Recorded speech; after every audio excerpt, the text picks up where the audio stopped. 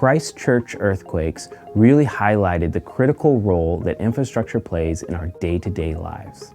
While an argument can certainly be made that earthquakes are a foreseeable event, the scale and magnitude of the quake and the varied impact it had on the city's infrastructure was an eye-opening event.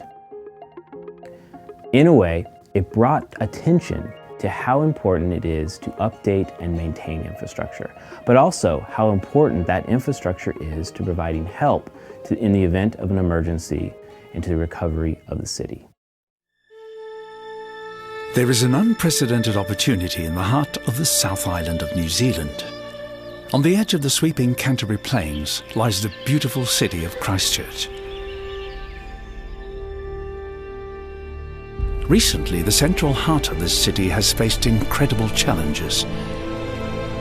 In the wake of the 2010 and 2011 earthquakes, over 70% of buildings in the central city have been or will be demolished.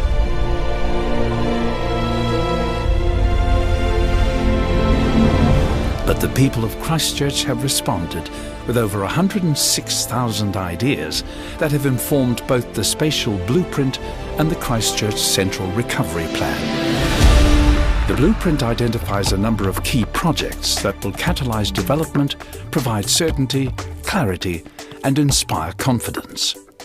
A frame of open green space will ensure a dense and vibrant core, while the Avon River will create a link between key projects.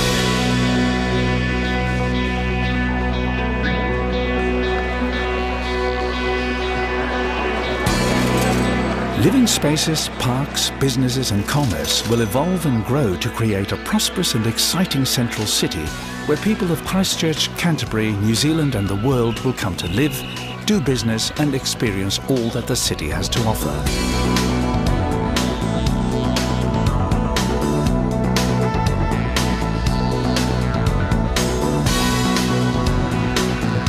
The Performing Arts Precinct will sit alongside a purpose-built state-of-the-art convention centre.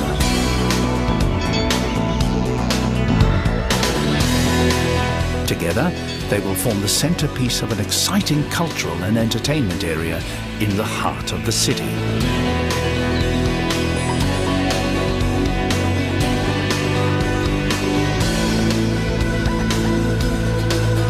The hospital will become the focus of the new health precinct. The Metro Sports facility will be a top-class facility accessible to people of all ages, abilities and sporting skills.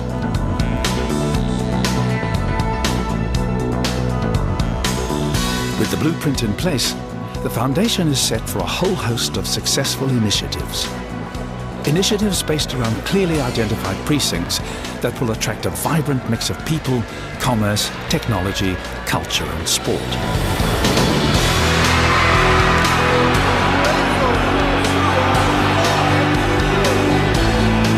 The Christchurch Central Recovery Plan isn't just a quick fix.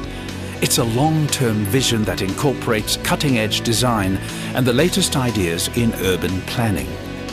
It's achievable, it's full of potential, and it's ready to fly. Join us in making the most of this unparalleled opportunity to create a central city that will transform Christchurch and inspire the world. Land, to be developable, must have access to a network of supporting infrastructure and community facilities. Roads and/or rails, water pipes, and sewers are all generally needed for land development.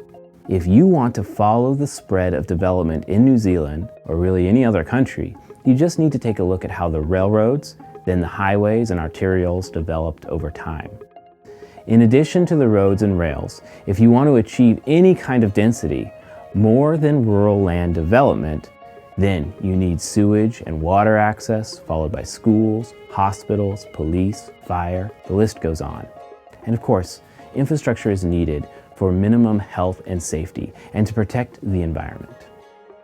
Infrastructure assets are some of the most important assets of the country. New Zealand's are worth more than $115 billion and growing. If you were wondering how important this often mislabeled, boring subject is to New Zealand. Infrastructure is one of the largest components of government spending and comprises a significant portion of the country's assets and liabilities.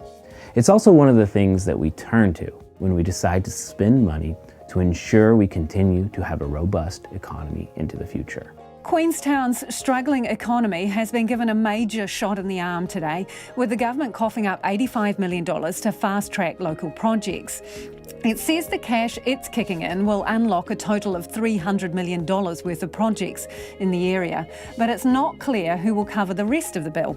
At the announcement in Queenstown this afternoon, Prime Minister Jacinda Ardern said while lots of work is being done to support the tourism industry, other job opportunities need to be created. And that's why it is such a pleasure to have the opportunity to partner with local government here and the local leadership here to announce $85 million worth of investment into Queenstown. That will include $35 million alongside the funding being put up at a local level for this town centre redevelopment, and $50 million that will go into phase one of a project to focus on the arterial routes around that town centre project. These are what they call shovel-ready projects, kicking off as soon as 3 months and 12 for some of the transport elements of the project, and the potential to create as many as 380 jobs here in the region. Construction is the region's second biggest employer, and the projects will be a big boost. So what are some of the things that infrastructure really does? Well, infrastructure is credited with things like creating short-term and long-term employment in construction, manufacturing, operation, and maintenance.